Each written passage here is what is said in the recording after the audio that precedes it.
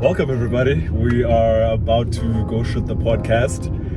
I've been waiting for this woman for literally the whole day, and finally, she comes through, my dear old mother who birthed me in Lube Sport, to my first ever podcast. Then tell my fucking makeup and rock her hair because I love her hair, but it's fine. It's fine. How are you? Are you excited for this one, Moms? I am actually. Yeah. Well, I don't know. I don't know if I'm excited or nervous. It's something that I've never done before. Yeah. But let's do it. Let's go for it. Yeah, man. I'm definitely excited for this one. And I've never shot a podcast before. I'm not really experienced, but excited for this one, man. Let's see. Let's go. Lego. Yeah. Hello, everybody. Welcome to the podcast. What you will definitely encounter are ideas inspired by everyday experience and conversations that many are afraid to have. Inspired by G&G Legacy, produced by Mark Media. We dive deep into the most terrifying yet equally inspiring discussions, evoking the thinking in you without asking too many questions. How about that chat? This is exactly what you need to see from the best place to be. Enjoy. Yeah! Finally, man. Finally. Yo, I'm excited for this one. It's the first time. I don't know how to feel about it. You don't know how to feel about it. So there's a camera right there. Okay. Camera right there. Camera right there. With 3 cameras facing us. Okay. That is yours, that is mine, that is ours. So feel comfortable, Mamzo. We're gonna be speaking. We're gonna be enjoying conversations. And I hope it's a very beautiful podcast, to be honest. So, right before we start, ladies and gentlemen, right before we start, I think it's fair that I introduce the podcast, right? Alright, so I'm gonna start with myself. My name is Okela Lutokanye. Those are my names. But if you wanna know who I am today, I'm action, I am love, and I am definitely determination because I never, ever stop. And you're gonna see me roaring like the lion. You're gonna hear me roar. But anyway, jokes aside. Today I am joined by none other than a very, very super special person in my life, man. Definitely no competition. No one even comes close to holding a special place basically in my heart. No one comes close. Literally, no one comes close. And I'm not even saying this for the people that are going to be watching. I'm not even saying this for the people that are going to be listening. This is literally the most... Well, I don't even know how to put it, but basically my number one fan, man. You know, this is the first fan I've ever had. Brought me into this world, birthed me, literally grew up under her wing, taking care of me, literally from the day that I was born. And I couldn't be more grateful, man. And part of the reason why I've decided to have her on the podcast as the first ever guest of the podcast is because right before I continue, or rather start with the podcast, I need to announce this is the first ever episode for the podcast. So we can just clap hands for that. Yeah, man. So this is the first ever podcast that I'm going to be doing. And I thought if you guys are going to get to have an insight into my life and basically share conversations and thoughts with me, it's going to be very important for you to know who I am and where I'm basically coming from, you know. And what's more important is I'm going to be sharing this with my mother, you know, and who better than to give you context than my own mother who birthed me. So I think after that intro, it's going to be fair for you to just speak, Mamzo, and yeah, let them hear what you've got to say. Introduce yourself, tell those people what your expectations are of this, and let's kick the ball. Let's get it rolling. Okay, hello everybody. Yeah. Okay, my name is Nosipio. Hey, man. Yeah. My name is Nosipio Ganya, born and bred in Queenstown. Yeah. A very small town in the Eastern Cape. Yeah. Which I'm really, truly proud of. Yeah. Man, this is my firstborn son, Okela. Yeah. You told me to speak about what my expectations are of this Yes. what is this thing? It's a podcast. A podcast. It's a podcast. It's actually my first time doing a podcast. Hey, Meduna, I'm an 80s child. Okay. Yeah. Oh, my mom is just for the people listening saying my mom is an 80s child. She's a very young mom, and hopefully we get to touch on that during the course of the podcast. But yeah, continue, mother. Okay. To be honest with you, I don't know what my expectations are. Yes, I don't know what to expect. I was just told, Mom, we're doing a podcast, and here I am. Yeah. Let's talk. All right. That is my mom. That is my mom. Very talkative person, you know. I don't know why she didn't mention the accolades that she has. MC, events organizer, musician, you know, super mom, you know, balancing it out type of person. But yeah, hopefully we'll get into that. So when I was thinking about the concept of the podcast, Cholomoms, the one you're speaking, just interchange between that camera and this one. Okay. The most important one though is that. Okay, all right. One is yours, Yako, that it belongs to you. So that's you. That's you too. All right. Yeah, well, okay. So yeah. I thought of how do I actually even, you know, begin the execution of this thing. Yeah, moms. And I told you about this yesterday. This is literally the day before the shoot, less than 24 hours. And I didn't believe you. You know I'm a way maker, moms. And I know where I got that from. But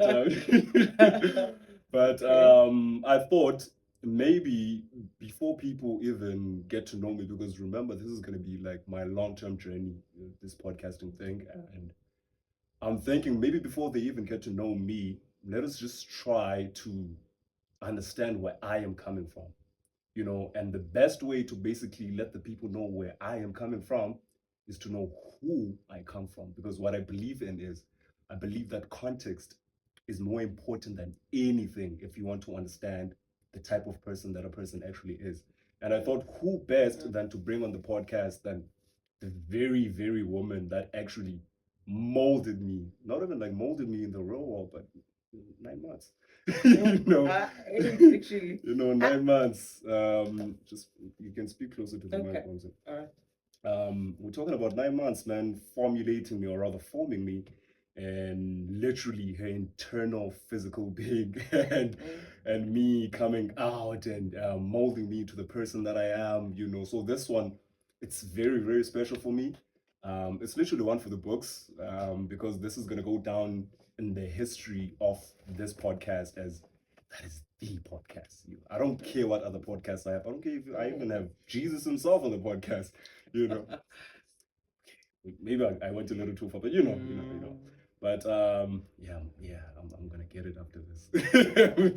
I'm gonna get it after this, a Christian mom. But yeah, I thought maybe it's gonna be important for you, the people, or rather the listeners, to know who I am coming from. And speaking of the day that I was, or rather how I was formulated, me coming from you, you know, I've always asked people this in Nobana, how do parents feel on the day that their firstborn child is actually born? Because I heard rumors, you know, these are the things we never really speak about. I heard rumors that I was born on the 15th of January in ... year. And yeah, I was born apparently at 26 minutes past 1. I'm not even sure about that. You know, I don't know why I chose to go out in like January. I could have gone out in December and had the greatest time of my life, but really? But I chose January, you know, the month of poverty. Maybe that's why I don't receive gifts. But yeah.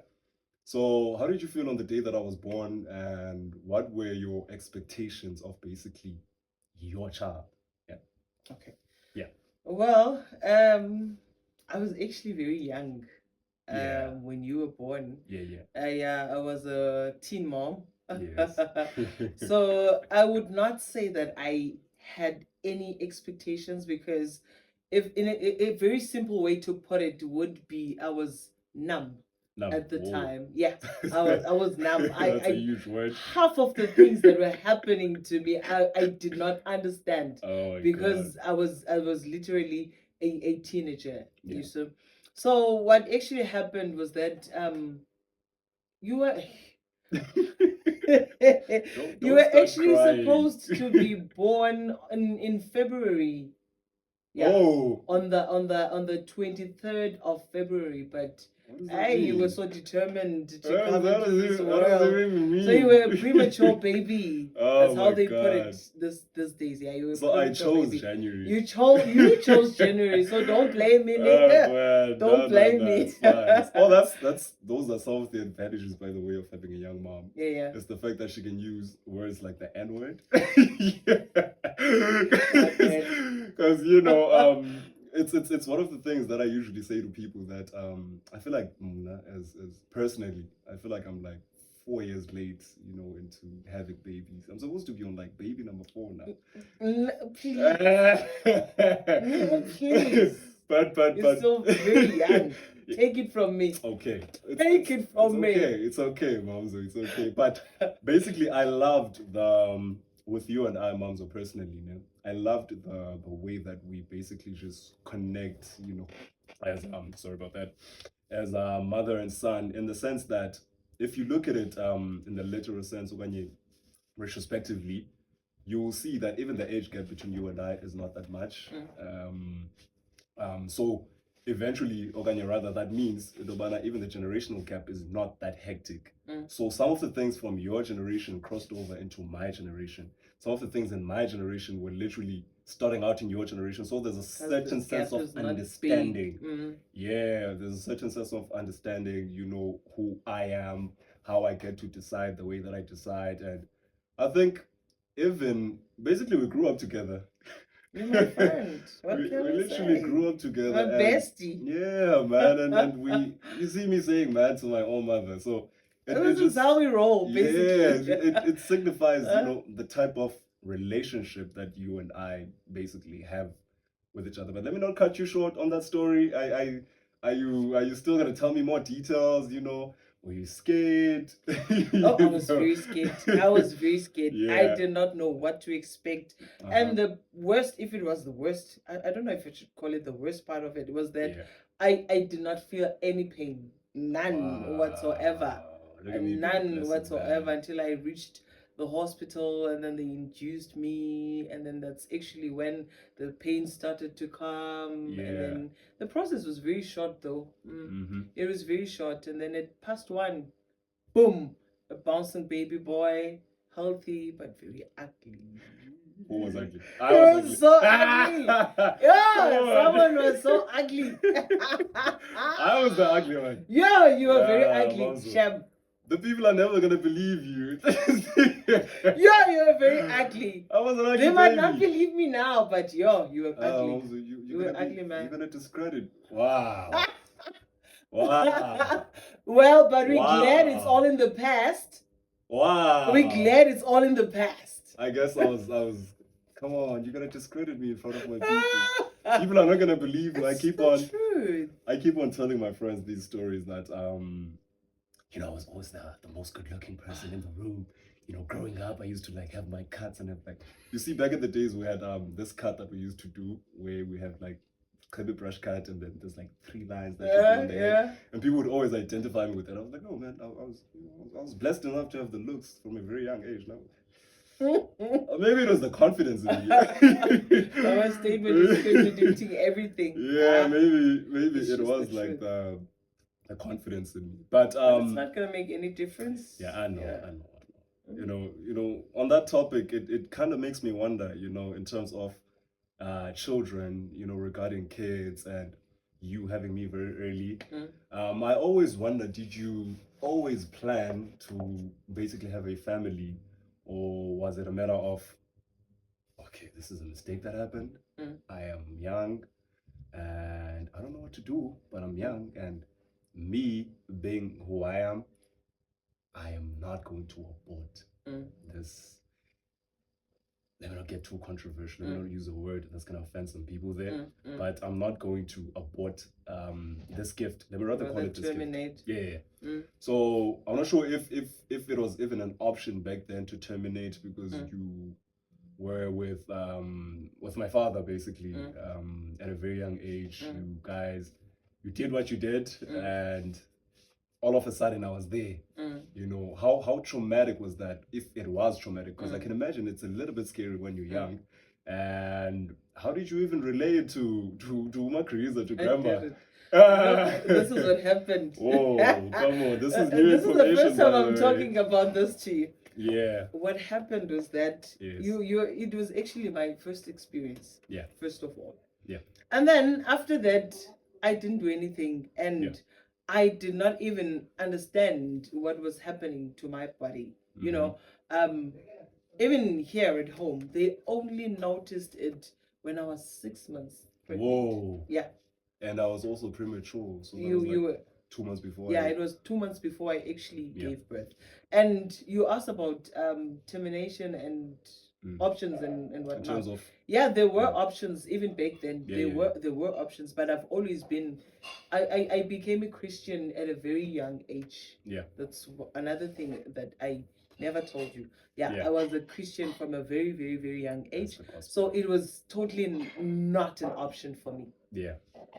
Terminating was not an option for me. So I knew that in the long run, when I was older, I would have kids, I would have a family of my own, but I did not see it happening as early as it did. Yeah. You see, so it was a matter of me accepting what had happened and trying to make means of living with my mistake. Yeah. So to call it. You see? Oh, that's a lot to say. So but you looking at it now, it was actually a blessing.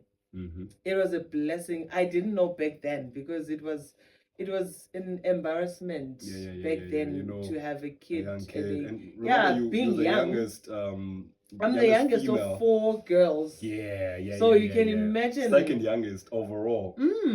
Oof. So you can just imagine how it felt for me at the time. But growing up, it's a blessing, because I have a younger version of me, a friend. You know, I have a brother. You're my brother. You're my you my skim sam. You know, you're my out. You know what I mean? Come on. So you know what it is, man. It's a blessing. You're a blessing. Hey, Mom, don't make me tear up in front of the people. I'm wearing shades on purpose, by the way, people. I know that I have a tendency to be strong, but you know, I've been learning to live on the more vulnerable side of me lately, and I might start crying. I'm gonna try. I'll be first. I'm gonna try. No, but I've cried on the phone with you, boss. Yeah, on the phone, but not. I remember it was first year of varsity. Things were very hard. I feel like people don't speak enough about, you know, that transition from being a child, because when you stay at home and 18 and below, you're a child. There's nothing you're still a child. Your exposure to life is very minimal. First of all, even your caretaking is not yours. It's not up to you. You know, someone else is taking care of you. Someone else is handling your expenses. Someone is handling your safety, your overall well-being. And once you get to a point where now you are literally just on your own. And that's actually one of the things that we never got to speak about. Yeah. You know, that transition from being at home, being totally dependent on me, and then going into varsity. We never did. We never did. We never did. So how did that feel for you?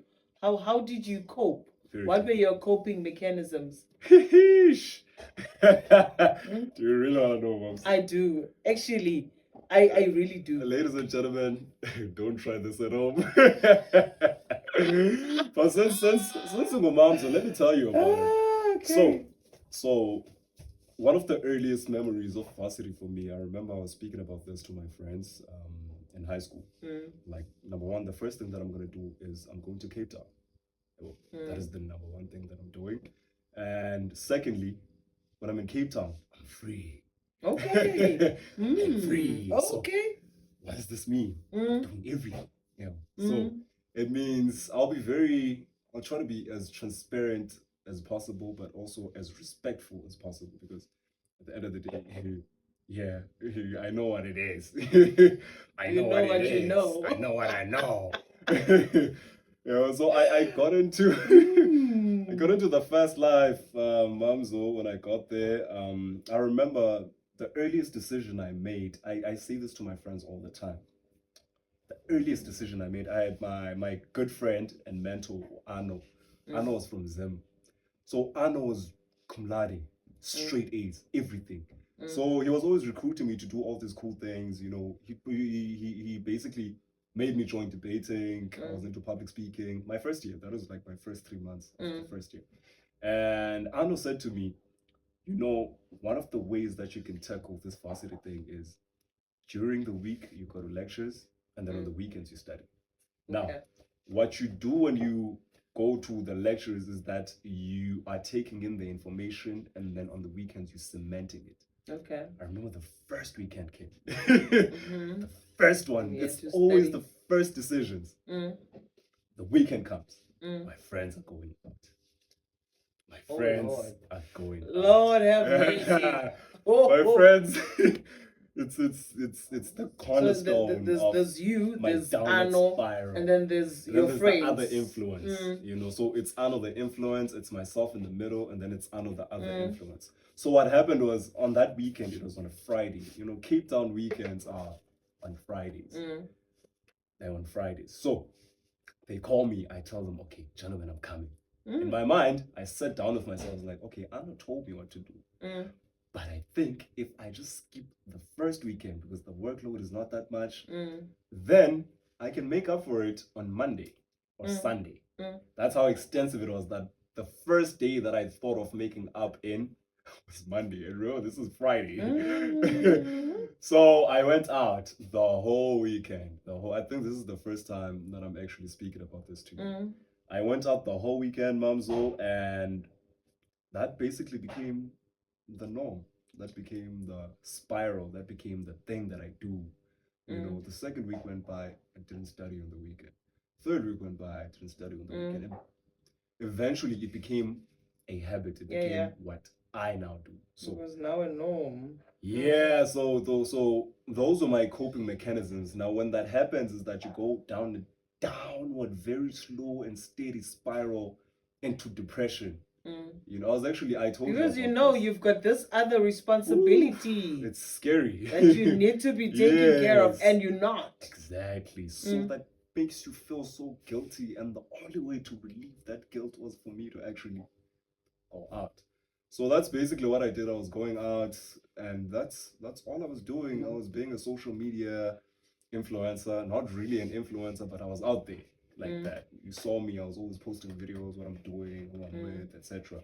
And I think one of the things I've always been very strong at is to basically not hide anything, from you, and not hide anything from anybody. I think that's I can give myself that credit, but it doesn't really help me in this case now, does it? It doesn't, because you hit that one. Yeah, so those are my coping mechanisms. And I can understand how scary those are as a parent, and it brings me to my next question. This premature baby of yours, first ever child, born at a very young age. This is basically and all of a sudden I am grown enough to go to varsity and be on my own in a dangerous place such as Cape Town. How did that feel for you? How was the feeling of just letting me go, and allowing me to be just a person instead of your child? The transition, it was very scary. I remember the first time we went to UWC. You remember? I remember that day very well. Okay. I remember it very we well. spent the whole day together, going around, going up and down those corridors. winds of Cape Town. That was literally one of my very first times in Cape Town, because the first time was 2015. We went together to Cape Town 2015. Yeah. And that was literally my second time, and it was cold in Cape Town. It was very cold. Not that it was cold. I just wasn't used to the climate. It was cold. Yeah. If you know what I mean. But yeah, those. It was an eye opener. Yeah. Also, and I in my mind, I was like, this is it. Yeah. He's no longer a baby. You know, I'm yeah. gonna have to leave him here. He's gonna have to fend on his own. Yeah. Did you trust me though? I did. Okay. I trusted you. Okay. That's why I'm a bit shocked. Yeah. Of the revelation. The other revelations and occurrences that took place in Cape Town, because I trusted you so much. So, in a nutshell, it was a very scary period of my life, but I was comforted by the fact that I know how you were raised. Mm-hmm. I know the type of person that you are. Yeah. I know how you deal with certain situations, or yeah. So that's what it was to me. It's such a scary concept to me, because it's something that I usually think about. As I always say this, I don't know why moms you think this is a joke for me, but I always say this to you, that I really believe that I should have had, like, I'm supposed to be on baby number 2 right now. I'm always gonna laugh when you're saying this, because you don't know. You're the reason for this. Hear me out. You're the reason for this, because I would have loved to have that type of relationship. Oh yeah, I was still good over there on production. Yeah, we're good. We're good. Yeah. All right. So it's a matter of, I would have loved to have this relationship that I have with you, with my kids, and with you witnessing it also. Okay. But anyway, we fast forwarding to now Cape Town. I've grown up, and I kind of thought about it just a few days ago. I was talking to Usi, my younger brother, and I'm saying to him, yo, it should be such a scary concept, or rather a scary time, when your child literally grows up. Because remember, this person is your child no matter what. It's never gonna change. It's your child. It doesn't really matter how grown they are. It doesn't matter what they've been up to. It doesn't matter the experience that they have. This is the child, and I can imagine my child at 18, and I thought of the system that white people use. White people prepare themselves for these types of situations. They're like, okay, the child is born, let's save up money for tuition. First thing, done. Number 2, the child is born. What we do is, we're going to assist him when he's 18, or she is 18, because that is the time that we consider as the grown-up time. Number 3, once they are gone, we offer them the assistance for that first year or 2 or 3, so that they can get on their feet. So psychologically, there's some sort of preparation for them for that particular point in time. And I feel like as well. Yes. So with us, fellow dark-skinned people, with us dark-skinned people, it's a matter of, it's a little bit of a challenge to prepare for those things, because there's so much we're dealing with, man. We're making up for lost time, man. I think that's one of the aspects where we differ. The dark-skinned peeps, as opposed to the lighter, the people of the lighter, ladies and gentlemen. Because we always focus on the now, Tina. The where we do think about the future, but sometimes the circumstances around us do not allow us to kind of prepare for the future, definitely. Although sometimes we would have loved to. Definitely. So that's one of the things that set us, apart from the other skin color. Do you think they're ahead of us? I just set you up. No, I do. No. Truth be told, they are. Let's just be honest about it. They are. Yabonakle, they beat us hands down. They have the resources, ladies and gentlemen, and and the land. Yeah, says a woman with land somewhere.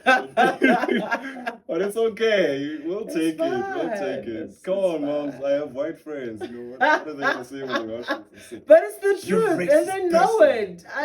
I would never. No. My beautiful people, I would mention you by name, but I'm not gonna expose you like that. I apologize for my mom sincerely.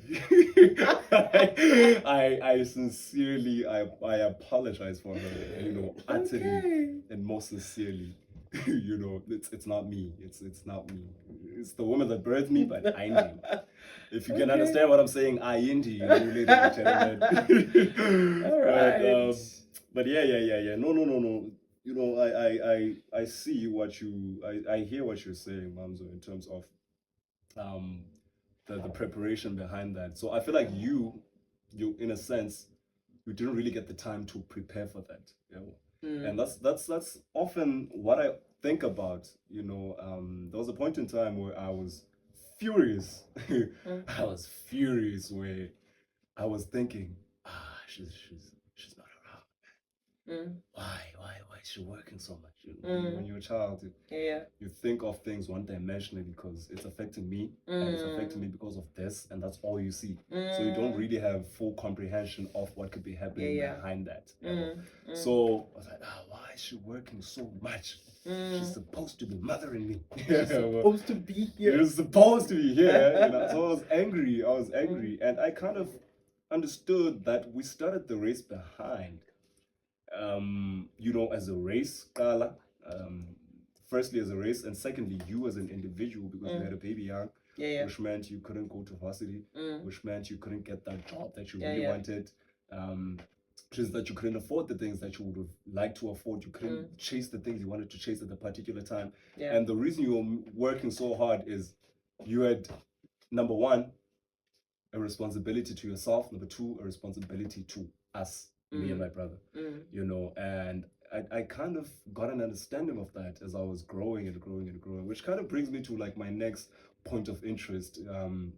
Before you get to that, you mentioned the fact that you were kind of angry, I was angry at the fact that really I was always working back then. Yeah. Now let's fast forward to now. Yes. I still work. I know. I'm still barely around. Ladies and gentlemen, now I would she like, works. I would like She's for a working you to, lady. Yeah. I would like for you to kind of explain or maybe distinguish between then and now. How do you feel now? Yeah, it's a little bit of what I touched on, in the sense that the comprehension behind what is actually going on. So I started looking at things, in 3D, if I may say, in the sense that what was the reason behind the working? Why was it more important than looking at me in the eyes 24/7 a day? Yeah, well, 24/7 a day. But yeah, it's okay. So I kind of understood the responsibility that you had, because everything was on your shoulders. And the minute you look away at what you're supposed to do and what you're supposed to go for, what you're supposed to shoot at, it all falls down. And now, when you have a people's responsibility, I often distinguish between these responsibilities. Right now, I have a me responsibility and my things responsibility. Yeah. And at some point in time, I'm gonna have a me and a person responsibility. That is, people that I am responsible for. And we often take that for granted. So I understood where you were coming from, in the sense that now I have a person responsibility, I have a people responsibility, something outside of myself, something I could argue bigger than yourself, because now there were these two people that you literally had to take care of, and that was your responsibility and no one else. Yeah. All right, producer Oyi, are we good over there? Yeah, we're good. Well, we're experiencing some technical difficulties. It's our first time doing this, man, but it's a beautiful experience nonetheless. Yeah. I'm still with Moms. Mom's over here. We are having a chat about the story of me and her. So I am really hoping that it goes how I imagined. She opens up to me a little bit more, and I just get to know her, getting to know my mom. So Momzo, I've always been curious, with the way that your life is going right now, and the stage that you're in. Is there anything that you wish that you could have changed? Like, if you could change anything right now, let me not say is there anything that you wish you could change, but if you could change anything right now or go back in time, what would it be, and where would you go? Literally, where would you go? I would not want to change anything that is going on in my life right Hey, now, I because like that. I believe that everything that I've been doing and everything that I've been through Yeah. has shaped me into the person that I am now. Yeah. So it had to happen, man. Yeah. Everything that has happened had to happen. It had to bring I me like that. where I am right now. I like that. You know, and more than anything, I'm looking forward to the future. Yeah. I'm planning for the future. Uh-huh. Yeah, let's do it, man. Let's go.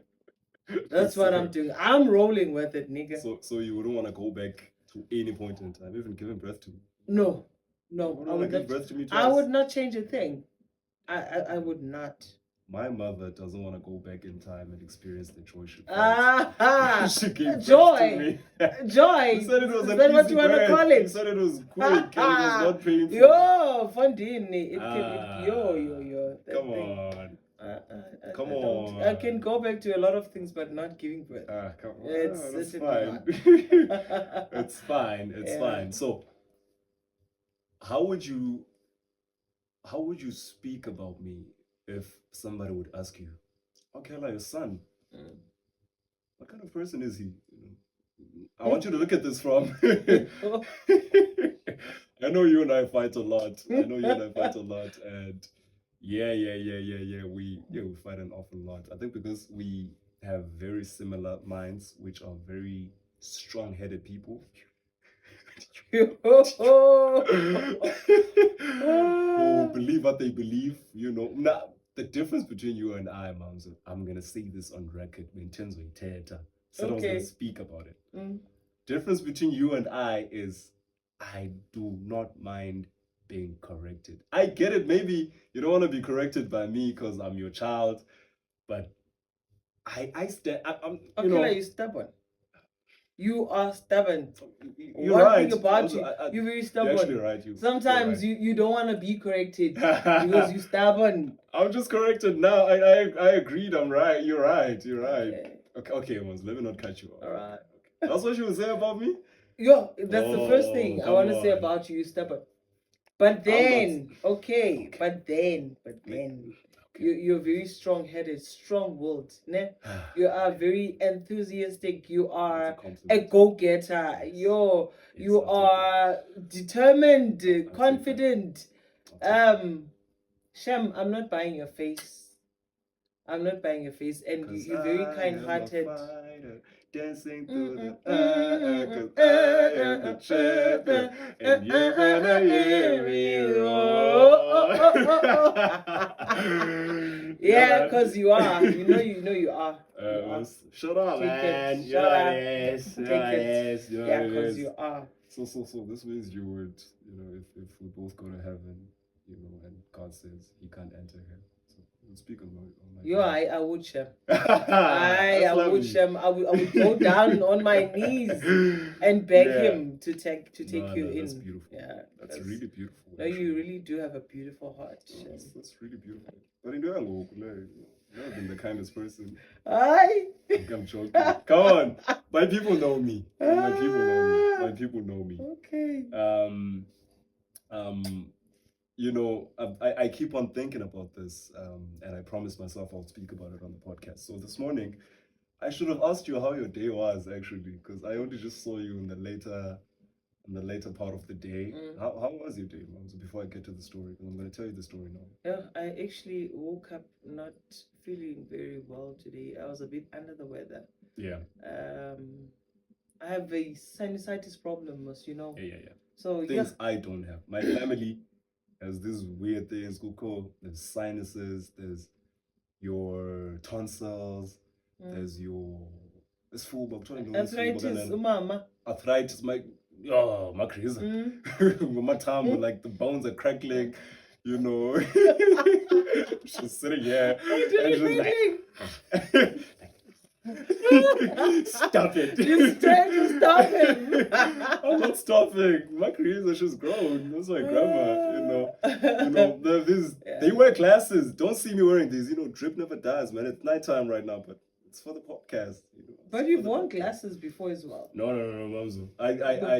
What were those glasses for? Come on, Oi. Come on, don't Yes, do you that. did. Oh, Exactly, I didn't. Oi. Yes, you did. This is what happened. Exactly. This is what happened. This is not me being stubborn, by the way. This is exactly what happened. You see now, people. You see now. Okay. Let me tell the story. I went to Cape Town. I was studying in Cape Town. So I go to this other place. I'm like, oh, I've always wanted contact lenses. Okay, I'm gonna get green contact lenses because I like them. I almost said a word I wouldn't say in front of you. Yeah. Because I like them. So when I got there, they're like, no, we don't have these contacts. But what we can do is we can quote you on glasses.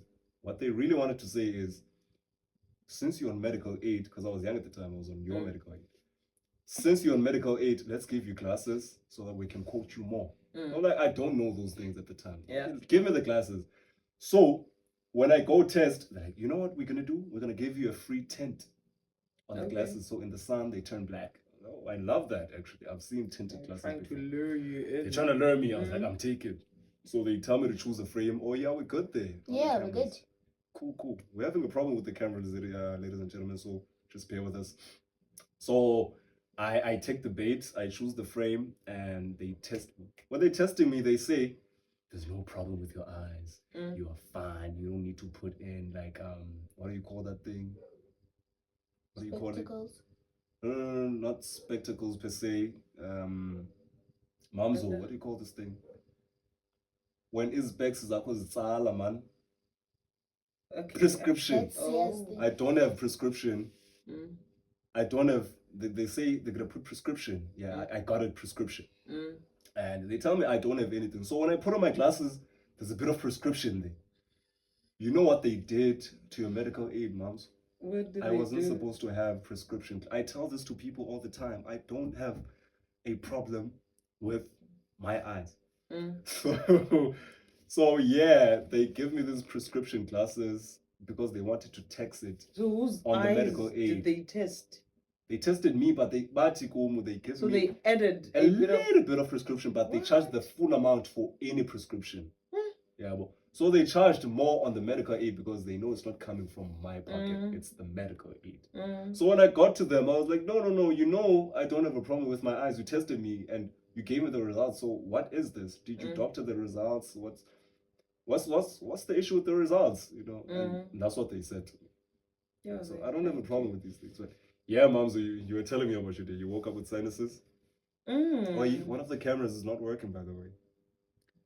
But let me. They're both working. Okay, mom, so yeah. So I had to go attend to a funeral. Yes. One of my colleagues had a bereavement. His father passed away, and condolences. We had to go support him. Yeah. So I came back and I called you. In fact, I called you before I came back. Yeah. And I told you I'm gonna be there at 2 o'clock. Is it 1 or 2 o'clock? Yeah. So I came back from the funeral, refreshened up, and then I met with you. Yeah. Yeah. So it was a very short day. Hey, Manzo, I'm glad to hear that. How was your day, by the way? Of a day. Started off with blessings, to be honest. I was here in the house very early. It was about 6 a.m. actually. So I woke up and I went to the shop.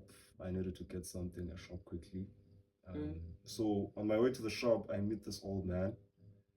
Someone in the house is right before we figure shop. So this guy calls me. He asks, I greeted. He greets back. He asks if I'm going to the shop.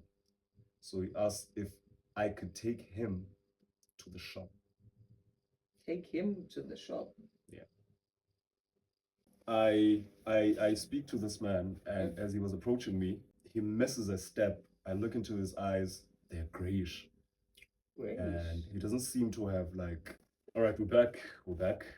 So I approached him and I realized that he's actually blind. Okay. he's that's why I asked you to take him to the shop. To the shop, because I couldn't understand how he wants me to take him to the shop. Oh yeah, we're good. Quick cameras. Yeah, we're good. So I couldn't understand how he wanted me to take him to the shop. So I thought he can't walk properly. You know, there's a sense of impairment with him, something like that. So I was like, yo, instantly switched. Okay, this is deep. It's blind. It's not dark. You know, he could see previously, Oh. but it got blurry. There's white light now. No. It's literally white. His eyes are gray. So you know me being me, not in a bad way. It turned out I told him to hold my hand, like right here, to hold onto my arm, and we were walking to the shop. So I asked, you know, how does it feel? You know, I'm that person. So I'm like, hey, well, how does it feel really to be blind? Before, like you could see before, and all of a sudden there's nothing. You're just stuck in blindness and nothingness, but you can still make out the physical objects. So he responded. He was like, "Ish, it's actually a little bit painful. It's actually a little bit painful." So this man literally held my arm and we were walking to the shop, right? Now, on my way to the shop, I'm asking him the question. Like, hey, wow, how does it feel to be blind, man? Like, especially as someone who used to have vision before. And he was saying, man, it's the most painful thing ever. Yeah. You know, especially because he's such a young person. I think he's 50 something. It's one of those people that are young. Not really young in retrospect, but for this type of condition that he's in, you know, the disability, you know, it's very young for that. It usually occurs in like elder people. And yeah, we were speaking about that. A very sensitive person, but still open, like very open to having a conversation about it. And I think it's the way that I asked it. Yeah, well. So I asked him another question. you know, I asked him another question, that has he seen someone for it? Okay. I was trying to see if he's tried to get like medical help or anything like that. Yeah. So he says, yeah, he's been to the doctors. They don't know what's wrong with him. They literally don't know. Shivers on my spine. They don't know. How possible is that? They literally don't know. They don't know what's going on. Has he seen a specialist? Why to see a specialist? I doesn't know what's going on. And then it's like, hey, I even tried our people, you know, traditional healers. Okay. I thought about it. I went to one, and before he said anything, I was like, you know they're gonna give you the same story, most. The story will be someone's bewitching you. Yeah. You know, it's black magic. And it will be someone very close to you. Yeah, that's what he was saying. It's like, hey, family type of vibes. Yeah. He's like, hey, you're actually right. It's like you were there. Like, you're actually right. It's like you were there, and that's exactly what that person said, you know. And yeah, I had a very weird conversation with him about that, and I don't know what's how your day started. It started, but I saw it more of I saw it as a blessing more than anything, because that was me just allowing being able myself to help him without any constraints, without feeling any and without expecting anything in return. Yeah, so that's what I did, and I thought, yeah, blessings for the rest of the day. You know, and yeah, I need to let it go now. Yeah. So yeah, not to cut it so abruptly. You know, we're gonna have her back here. You know, this is just to open up the podcast. You don't even know what the name of the podcast is. You know, that's the beauty of it. You'll see it on the title. Oh, definitely putting it on the title. So just to conclude, Mamzo, what would you say to someone listening out there? You know, whether it's a young person, old person, because we're speaking about young people like myself, we're speaking about middle-aged persons like you, we're speaking about old man losing their vision. Oh, and that really made me feel like nothing is guaranteed in life. It kind of reminds me of a podcast I listened to by Trevor Noah. He was saying people often make the mistake of thinking that their condition is permanent, which means if you have everything, mobility, your eyes, you think that it will never happen to you. And the best way people can look at this is you are temporarily abled, and it could happen to anybody, anywhere, anytime. And got me thinking, oh man, life is so unpredictable. So I'm very grateful for each and every day. Very grateful for me having myself, my body like this. And it's honestly such a blessing to literally wake up every day and be complete in the way that I am. It is. just to, motivate the young person out there, what would you say to them? Well, you've more or less said most of what I was going to say. Yeah. Life is really tricky. Yeah. And you can never predict what's going to happen the next day or the next hour or even the next minute. So be kind. Mm-hmm. People are going through the most traumatic things, but they're not saying anything about it. Like there's a lot happening in our country, in our lives, So just be kind, treat people how you would like to be treated. Yeah. And you, young person out there, go and study. Mm-hmm. Study. Speak your mind. Yeah. Respect the elders. Ne? And most importantly, God. G-O-D. Love God. I know that one. Yes, accept Jesus as your Lord and Savior. You will never go wrong. Christian mommy over here. Peace out. Yeah. All right, everyone. It was fun. It was beautiful. Mama. Yo. Mama. Yeah. I say Makulu. Yeah, Lumeza. I say Makulu. Yes. Yeah. Mtati pants Makriza. Yeah. Makriza, I'm having her on the podcast. You know what I mean? Coco's the strongest woman alive. She's gonna come and speak English. Yeah, I'm telling you. She's gonna be here. It's so weird saying Mama, but Mama. I don't like it. I don't like it. But I don't even know what I was gonna say. But just for the purpose of time, with consideration of time, thank you for making it in this podcast, and I wish you all the best, man. You've been working, you're working. Hope you achieve your goals. We're gonna ask you more about you next time you hear. You studying, you working a full-time job, you a full-time mom. Yeah. You're doing everything. Superwoman, super mom, super everything. And we literally wish you nothing but the best going forth. And this podcast will literally thank you. When I asked you how about that chat, you literally said, definitely, yes, sir. Yeah, let's do it. I truly appreciate that. Happy to have you as my first guest because this means so much to me. People never forget one of their first, basically.